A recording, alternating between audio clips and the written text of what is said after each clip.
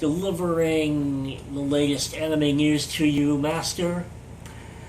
This is the AnimeNation News Cafe with your hostess, John. Sorry, this is the kind of intro you get from me when I make this up spontaneously.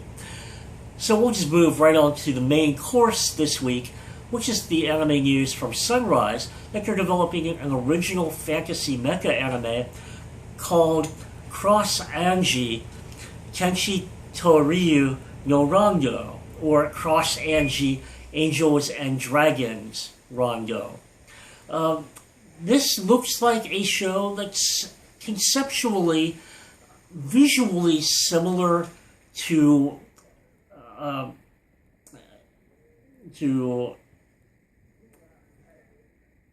by now, folks, you know that I can never seem to recall names when I need them.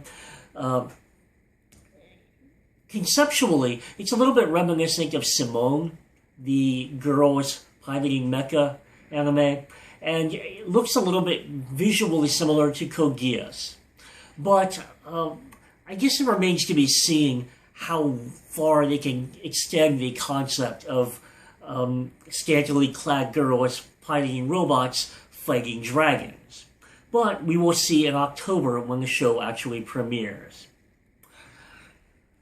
Kangoku Gakuen, or Prison School, is getting an anime adaptation of some variety. We don't know yet whether this will be a TV show, OVA, or movie, but it's probably a safe bet that this will be a TV series.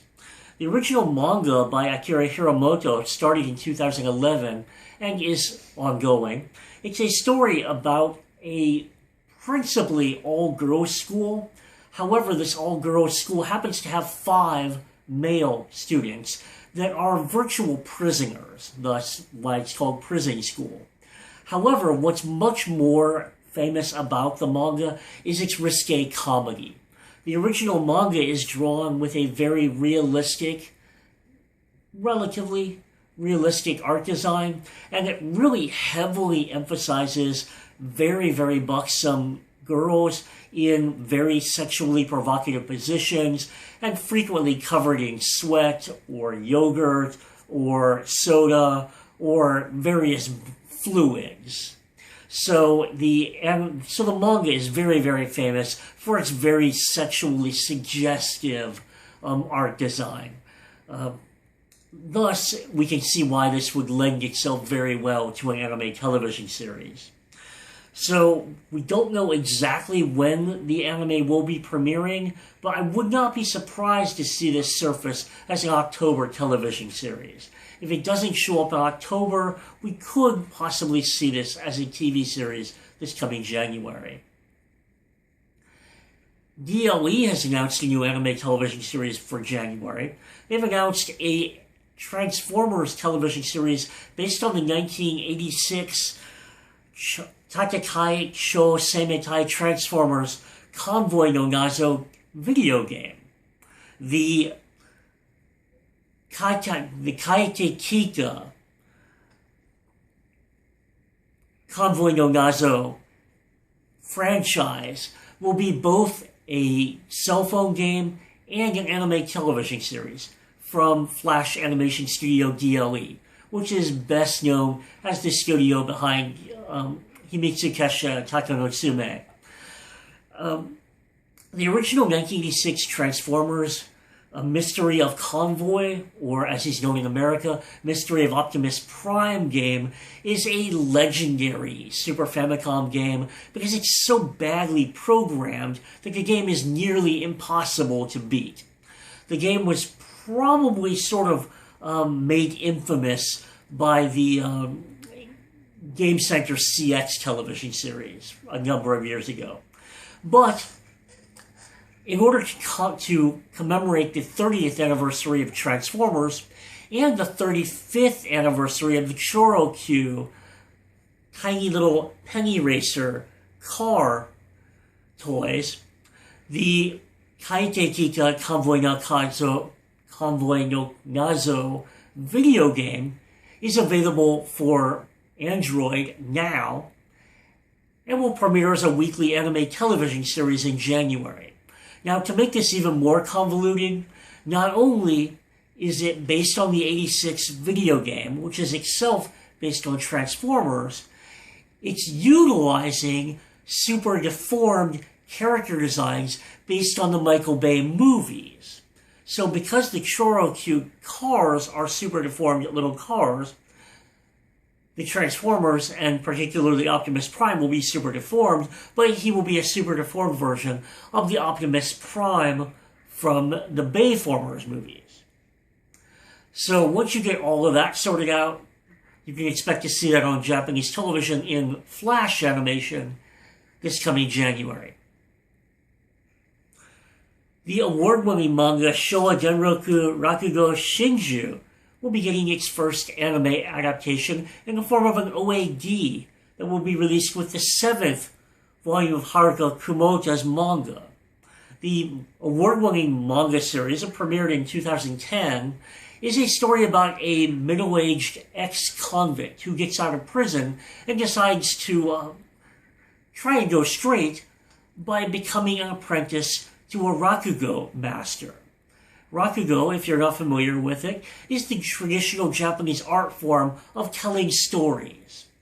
I may have mentioned this before. There have been anime such as Joshiraku that have been based on Rakugo before. Rakugo is the art of a single storyteller sitting on a stage on a cushion and using his voice and different tones of voice and different inflections to convey a story, usually a humorous story. The Tamayura franchise is going to finally conclude with not one or even two, but 4 anime feature films. The Tamayura franchise by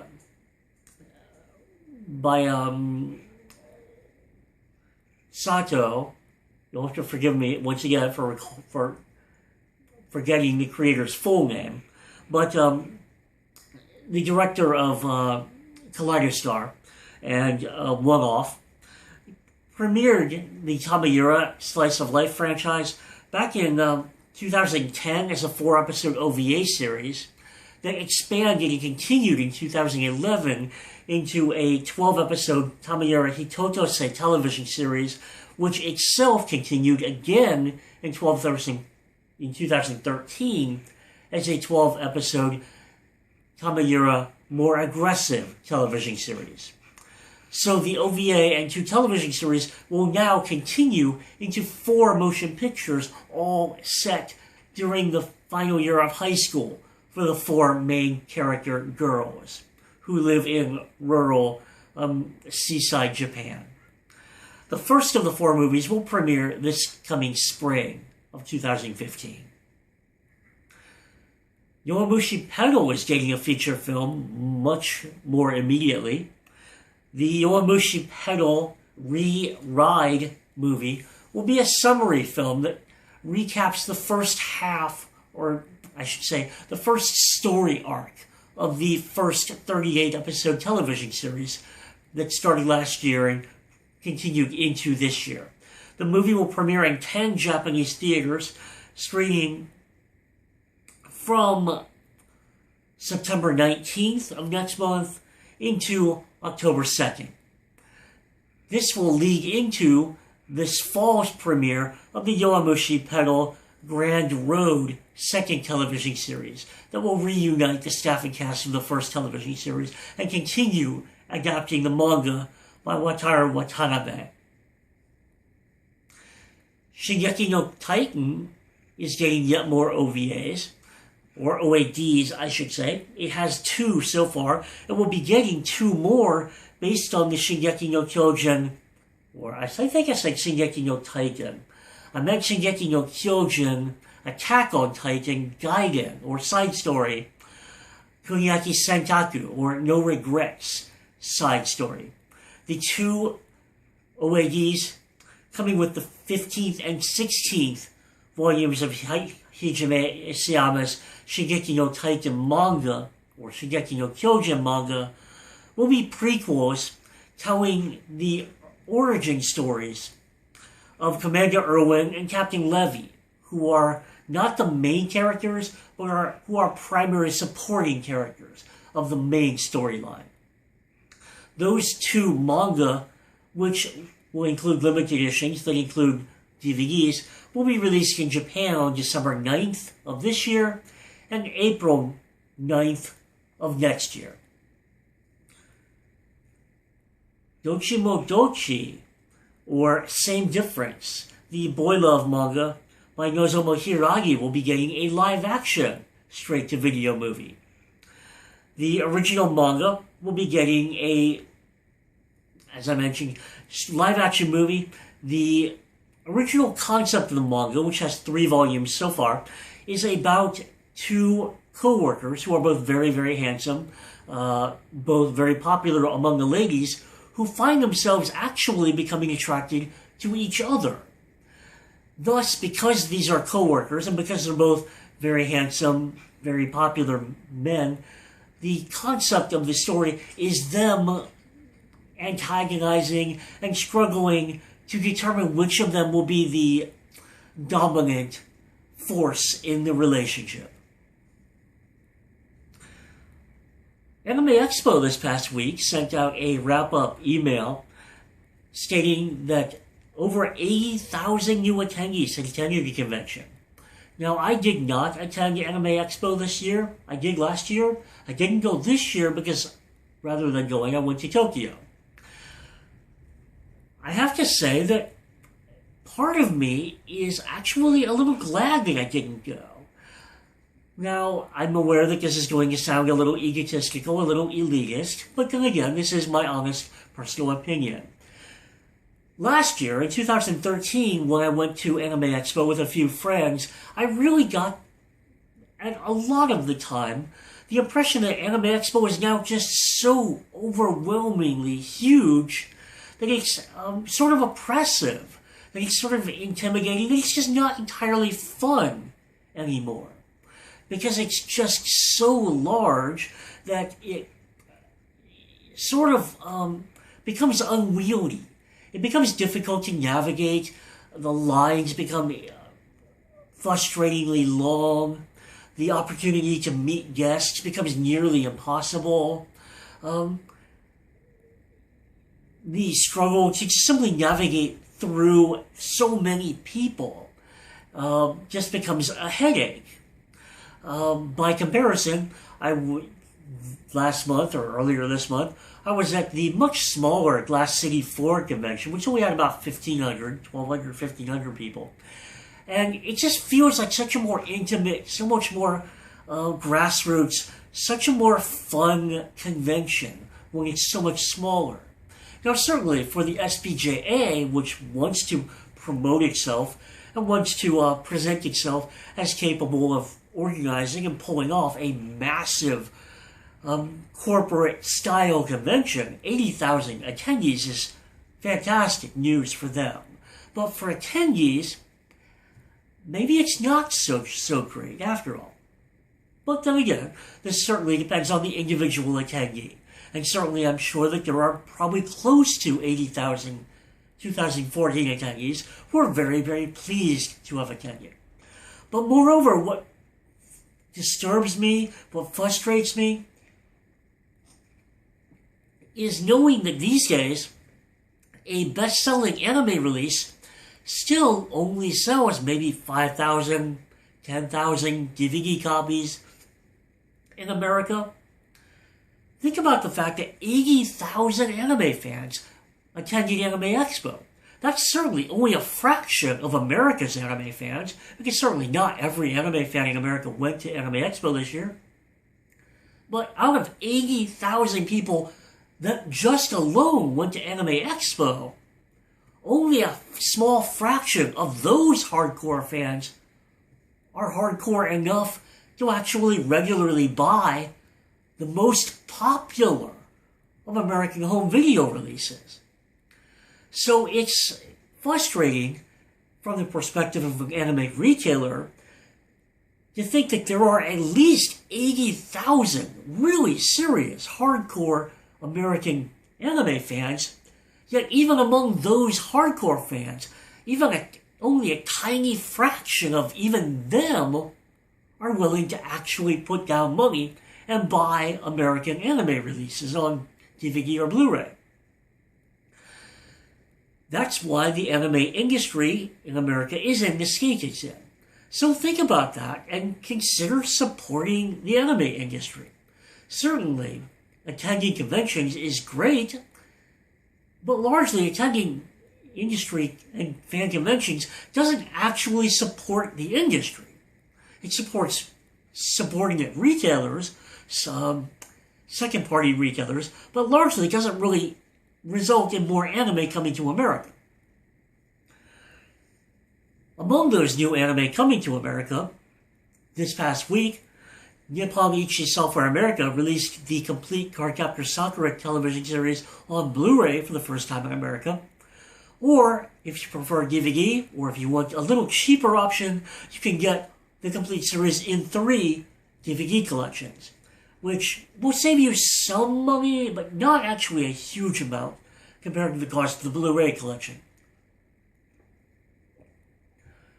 Aniplex released the second season of Oreimo in a DVD collection, limited edition, this past week.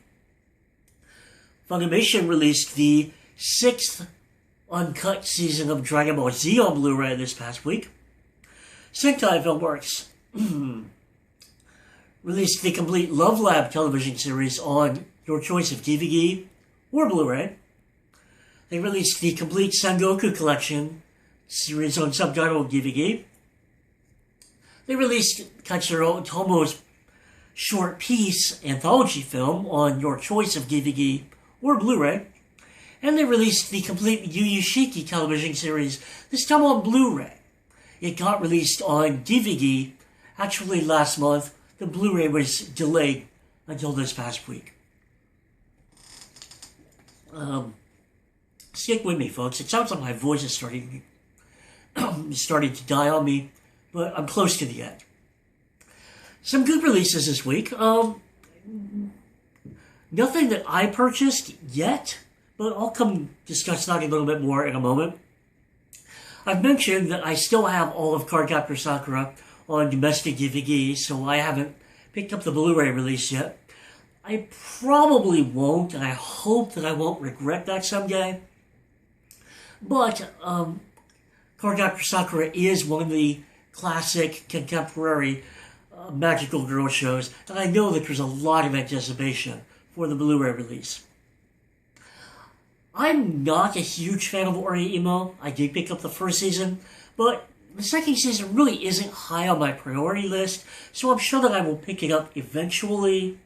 But it is a tremendously popular show, so I know that there are plenty of people out there looking forward to picking up the second season, if they haven't already purchased it. The uncut Dragon Ball release is the, as you're probably aware by now, the very heavily Americanized uncut version. So I can't, in good conscience, encourage you to go out and buy it. But if you've been buying it already, I'm sure you're looking forward to the 6th release. Love Lab, I've probably mentioned before, is a very amusing, very enjoyable school Bishoujo series. I do recommend it. Although it's not really life-altering, not really exceptional, I do say that if you're interested in it, give it a shot. It's quite enjoyable. Sengoku Collection, not so much. Sengoku Collection was one of these shows about the Sengoku-era Japanese generals time-slipping to contemporary Japan and gender-swapping. So if you like things like Ryo Fuku-chan, or if you like Oda Nobunaga no Yabo, then you'll probably like Sengoku Collection as well. If you're not a fan of very, very conventional, mainstream moe anime, then you're probably not going to dig this one very much.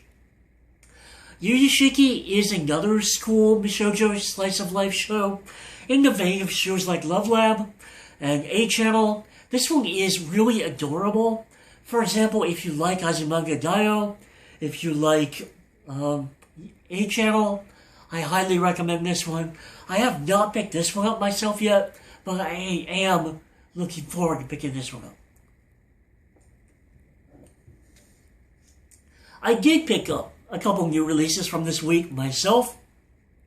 This week, I picked up the second Blu-ray volume of Ranma Nimonga Ichi from Viz.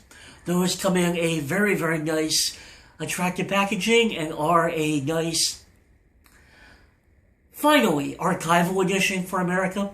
So I indulged in picking that up. I simply couldn't resist picking up Cinetime's release of the complete Mononoke subtitled television series. I've encouraged the release of this one before, and I highly recommend those of you that like esoteric anime to definitely pick this up. And then I caught up a bit with some of the Discotheque or Eastern Star releases that I'm missing, buying the Amazing Nuts and Ringing Bell DVDs. I bought the Dr. Slump Movies 1 to 5 collection, and I picked up the complete School Days television series collection from Discotheque this past week.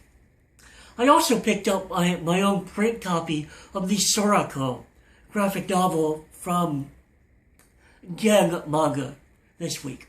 Some of you may know that I do periodic reviews for Gen Manga. I'm an ardent supporter of Gen Manga and the entire philosophy behind grassroots doujinshi publishing in America. Gen tends to send me arbitrarily many of their books for review, but not all of them. So the ones that they don't send me, I end up buying myself. I was one of the Kickstarter supporters for Sorako. I love the manga. So because I didn't end up getting a review copy, I bought my own copy.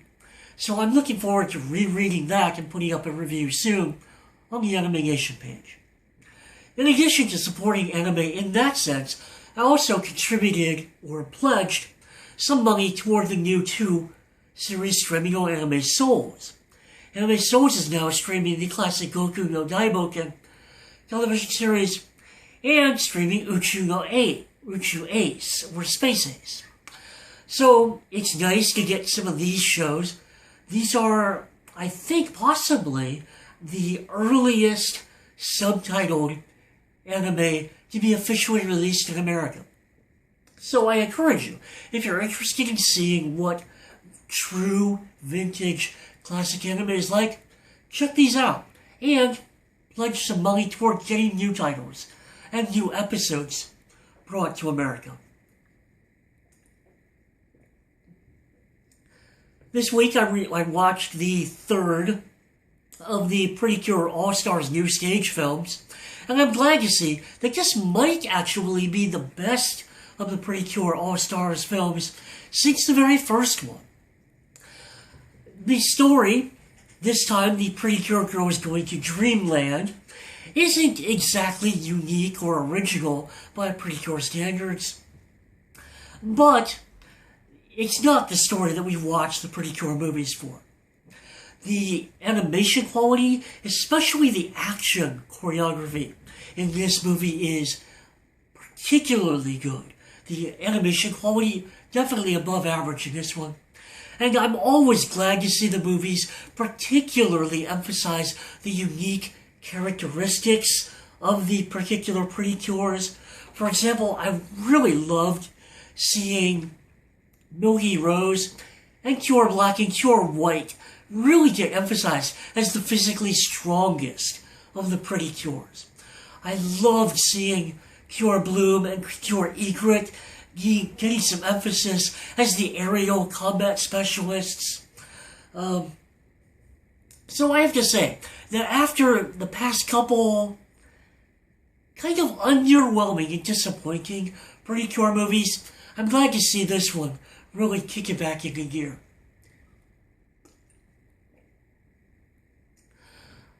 As you can probably tell by now, my voice, sadly, is almost gone. So I'm going to wrap up this week. I hope you'll continue sending Ask John questions my way. And I hope you'll tune in next week for a new AnimeNation podcast. well, I can talk a bit more. So, thanks for listening.